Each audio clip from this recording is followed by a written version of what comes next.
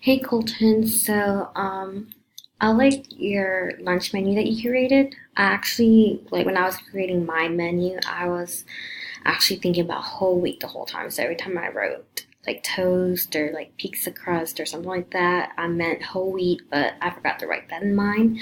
So I like how you wrote like whole wheat cheese pepperoni pizza and whole wheat spaghetti because it's a healthy option for children, and your menu actually sounds really appealing to me, and it's probably also appealing to kids.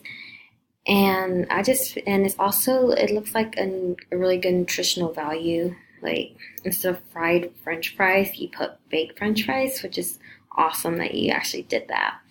So I really do like your menu that you created. For me, it's kind of hard because I just felt like I just couldn't think of like I had problems like just creating one.